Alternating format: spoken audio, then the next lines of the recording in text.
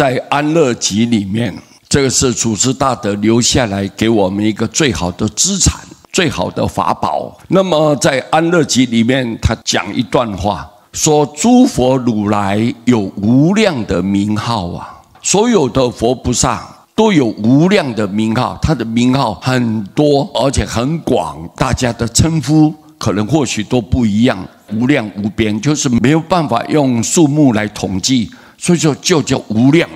他的名号很多很多，所有的佛如来名号不一样，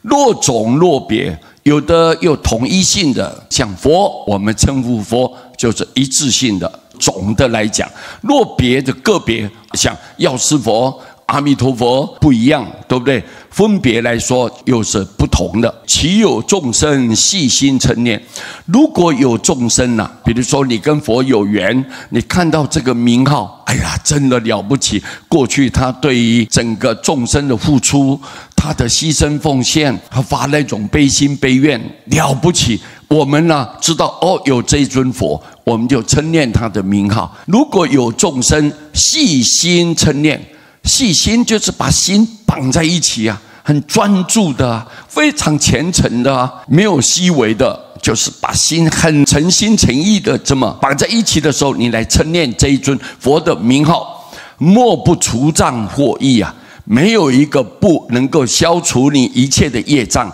而且得到无量的法益，夺到很大的利益。各位，你看，不但能够解脱你的灾难，而且更重要，能够跳脱这种生死苦海。你看，莫不除障获益啊！除你的业障，又可以得到很大的利益。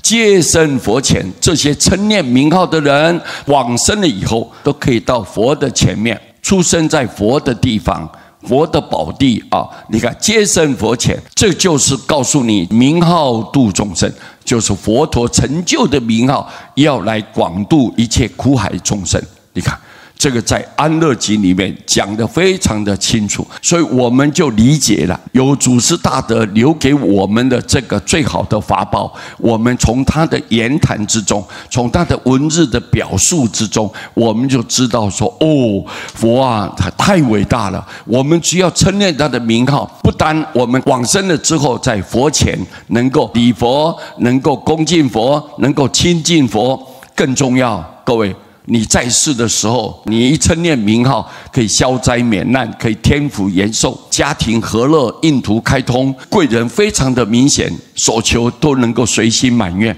为什么？你看，就是名号的殊胜功德，我们今天一定要注意，尤其我们念阿弥陀佛的名号，他是佛中之王啊，他是佛的老师，也是佛的雕刻师。如果我们称念阿弥陀佛，那阿弥陀佛发的很深重的大愿，他一定要救度称念佛号的众生。所以如果你今天信了进去，不要去怀疑，只有真心诚意的念这句名号，阿弥陀佛就感应到脚，一定救度你，而且永远永远不放弃你。所以我们称念名号的众生，就是跟佛很有缘，我们应该要好好珍惜，要把握，不要说懈怠，不要退堕，我们一定要勇往直前，这样子精进的念佛，以后你这一辈子的所有灾难消除了，等到临命终的时候，阿弥陀佛光普照，我们就直接跳脱这五浊恶世，我们到西方极乐净土，